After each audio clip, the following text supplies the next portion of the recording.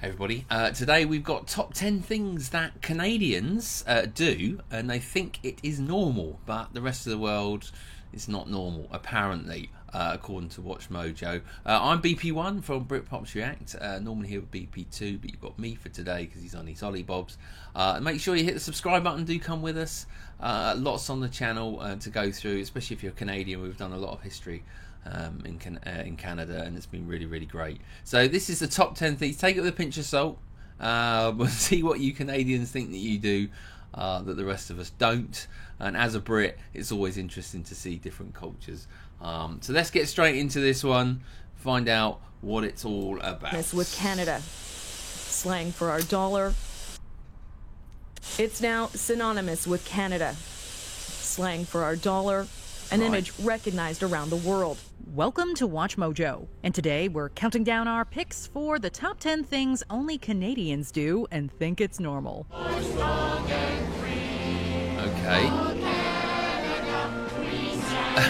Right.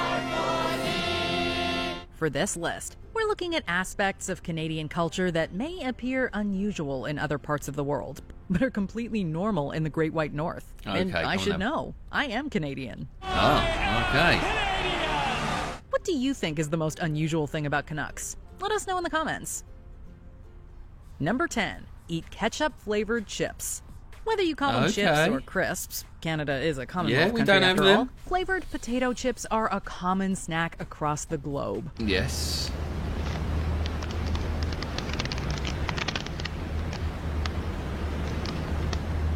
Oh, I see, with the tomato ketchup bottle. To bacon, plain, rippled, or even dill pickle, the flavors of this popular snack run the gamut. However, one flavor is notoriously famous for being available almost exclusively in Canada. Ketchup. That is nice. It's not ketchup. Definitely not ketchup.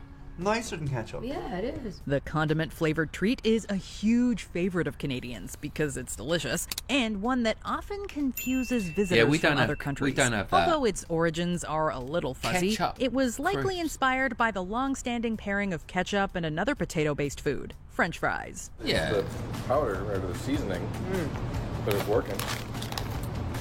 Yeah, I'll give that a go. Either way, it's one of many unique food items that many Canucks seem to long for. If that's number one, then, you know. Number 9. Wear shorts in cold weather. Yeah, the stereotypes are true. Canadian winters can be bitterly cold. Wear shorts, what many may not know is that the climate goes extreme on both ends. The government of Canada issued a warning today about a dangerous condition that seems to be spreading farther north thanks to global warming. White guys wearing shorts all winter. Sure, some places might dip below -40 in the winter, but some summers can see highs of 104 degrees Fahrenheit, or above 40 in Celsius, as Canadians would say. So with such a broad spectrum, it's no surprise that locals have acclimated to drastic changes in temperature. So much so that it's fairly common to catch someone wearing shorts that you'd likely associate with warmer weather in the winter. It's -20 out there today. Why? In good heavens, are you in shorts? Why? I'm in shorts, yeah. Why is the big question? I guess I like the cold. After enduring the heavy cold for several months, some residents will break out the shorts and walk outside in sub-zero temperatures. No one's going skiing like that, but you may very well see someone walking to the store in the snow in shorts and sandals. Some people with shorts out here, so some brave people. Oh my God. Number 8. Right. Yeah, let's work that one out. If you're Canadian, you do wear shorts, let me know. I mean, I get it for people that have jobs that are, like, constantly on the go. I mean, like I say, in the UK, we have the same. It's bloody freezing outside, and our postmen... But they're going to get warm. They're walking from house to house. They're always on their feet. You know, they prefer to have, you know, let their legs go out and have a bit of air, you know. Don't want to get sweaty or whatever. I get that. Snow's a whole different ballgame though, isn't it? Snow. I mean, come on. Let us know why you do that, if you do it. I'd love to know. Alright, give their coins unique names. Give their coins unique names. Right. In 1987, a gold-colored coin was introduced to eventually replace the Canadian $1 bill. Dollar coins Same will as us. replace the bills that are now stuffed into fare boxes, reduce the number of quarters we have to carry around, and save Canadian transit authorities $2 million annually. Slightly larger than a quarter, the $1 coin depicts Queen Elizabeth II on one side, and on the other is a bird seen widely across the country, the loon, hence its cute nickname, Loony. In 1996, the $2 bill was also replaced with a coin that received its own moniker, the Toonie, Same as us, in really. the number 2 and the Loony, even though it has a polar bear on it. Introducing Canada's new $2 coin. Change that counts.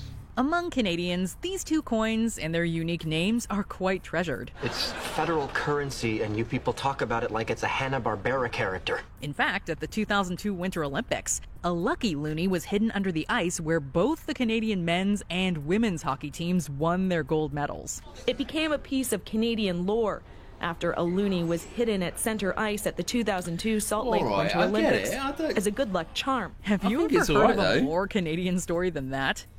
Number 7. I think it's cool though. I mean, we've got £1, £2, British coin. All right, we haven't necessarily got specific names for them other than £1, £2 coin, but yeah, I mean that's cool that you name it your own little loonie or Luna. Don't see the problem with that. I mean, we've already gone down that route, so. Put Clamato in Bloody Marys. Should you travel anywhere in the world and walk into a bar and ask for a Bloody Mary, the bartender is likely to serve you a tomato juice-based cocktail. A little bit of lemon juice really helps pick up the flavors in that.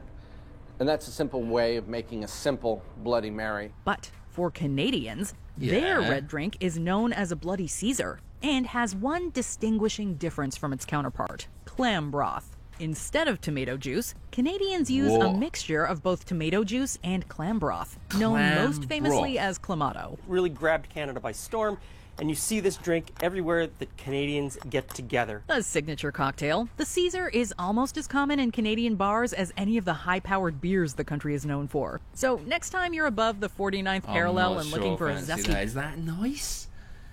If you're a Canadian, do you drink this? Is this normal? Beverage, Mind try you saying replacing that, I your don't Bloody drink Mary Bloody with a Marys, Caesar, to be and fair. your taste buds will thank you. Not my job. That's good. I haven't had one of those like in quite a long time, I must say. Really good. Number 6. Send enough. letters to Santa, who lives there. Every year, Send letters- countless who kids lives send there? letters to Santa Claus hoping to get their Yeah. favorite toys for Christmas. 4-year-old Gavin isn't taking any chances. He's going straight to Santa with his list of Christmas wishes. Right. Yes, lots of toys. You want lots of toys from Santa? For Canadian youngins, it's even easier given that Santa's address is actually in Canada. It even has its own special postal code, HOH-OHO. Kids, and kids at heart, can send letters addressed to the North Pole in Canada and are guaranteed to receive a reply. How does he do? See, this says only 10 things only Canadians do, but there is a lot of crossover here with us Brits. We do the same. Our Royal Mail service, I've plugged Royal Mail more than I ever did today. You can send a letter, or the kids can send a letter to Santa, give it an address on the same sort of thing, and they get a reply. As long as they get, as long as you send it in within a certain cut-off date, but they get a reply. I think it's brilliant for young kids. So yeah, no, not just you, Canada. We do this as No well. one's sure, but it's probably not all that hard for a guy who taught reindeer how to fly. Whether the North Pole is actually in Canada is currently under debate, but that certainly hasn't stopped thousands of kids from Well, it sending certainly letters ain't in the every UK. year. The country's national mail carrier, Canada Post, makes use of volunteers, or Santa's elves, if you will, to help keep this program active year after year. So Canada Post has hired some special letter carriers to help out. They have lots of experience making deliveries, and they definitely know the way to the North Pole. Hey, there's Rudolph and the guys now. Number 5. Make unencumbered visits to Cuba.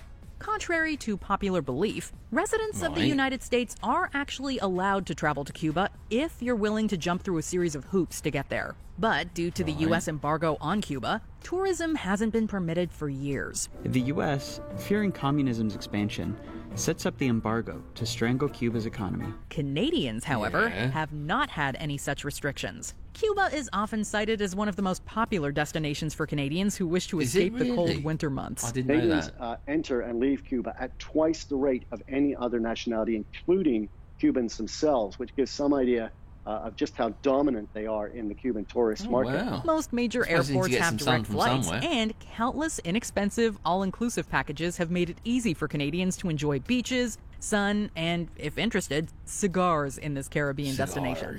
Blending the traditions of Spain, Africa, and its native peoples, and lit by the fires of independence and revolution, the aromas, textures, and flavors of this Caribbean nation. Hello, what's this, a plug? Number 4. Celebrate Thanksgiving in October. A holiday to celebrate the harvest is fairly common around the world. But in modern media, we often hear about American Thanksgiving in November and the Black Friday sales and chaos that follow. Well, turkey's burnt. Potatoes are ruined, potatoes are ruined, potatoes are ruined. For Canadians, the same Thanksgiving holiday is actually celebrated in October. Oh, right, I forgot. You guys are weird. You pronounce the word out.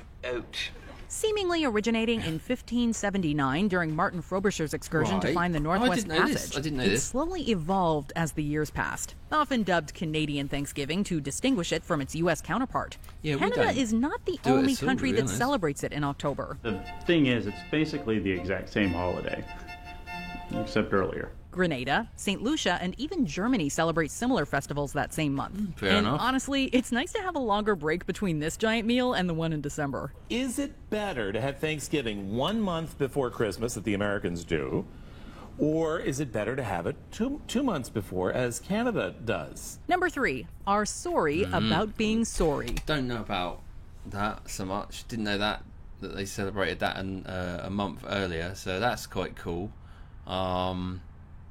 Again, yeah, it's nice to have a different cultural thing that's theirs, and it's not as direct as, you know, some of the other countries. So yeah, I mean, it's each to their own. So, but I didn't know that.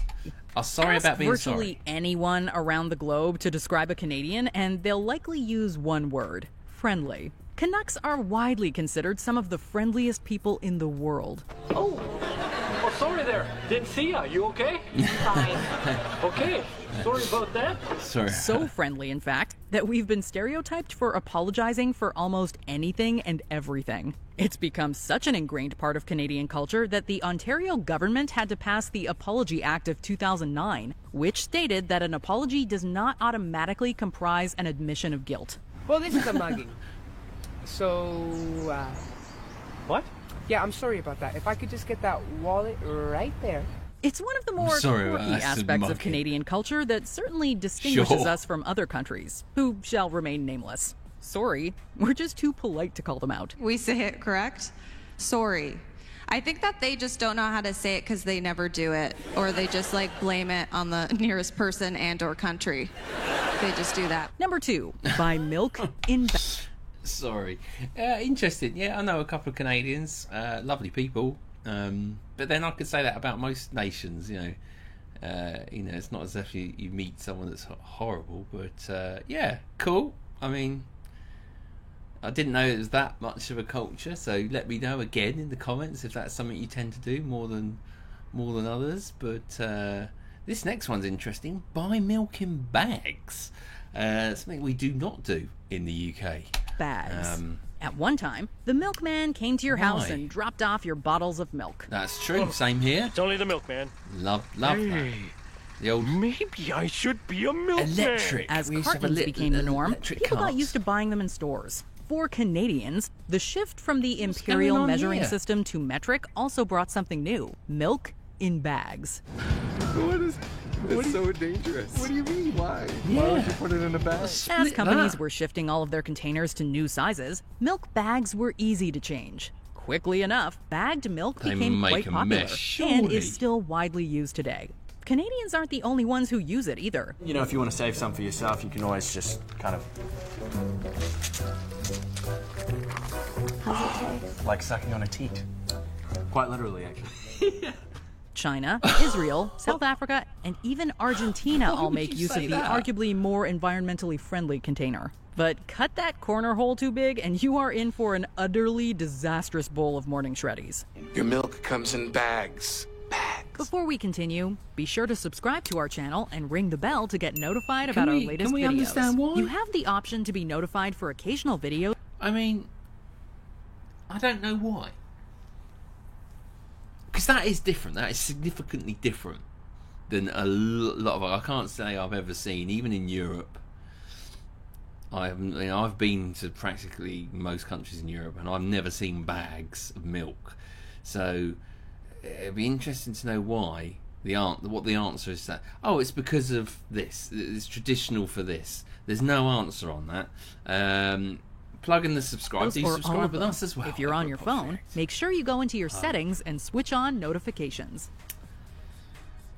That is Number true. 1, sing national anthem in both languages. Fun fact, the original O Canada national anthem was actually written in French and then translated to English in 1906. Oh, Canada, our home and native land. And since then, the lyrics of the anthem have been updated occasionally to reflect the changing times. But one thing that hasn't changed is how both English and French are frequently intermixed during public performances.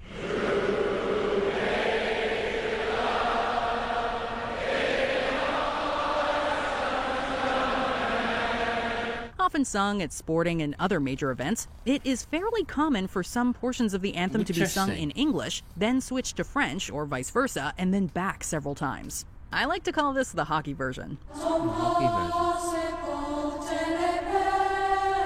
Given how both are official languages of the Great White North, it's a small way to showcase how the country leverages both of these great languages. Fair play. Did you enjoy this video? Check out I did. these other. I thought it was all right because there's quite a few there that I didn't know, some that I didn't realise we were the same, and some completely off-piece stuff. So yeah, I like that. I enjoyed that video. Always interesting to find out more about different cultures, and yeah, I enjoyed it. Let us know in the comments if you're Canadian. Was that right? Those things tend to be what you guys do out there.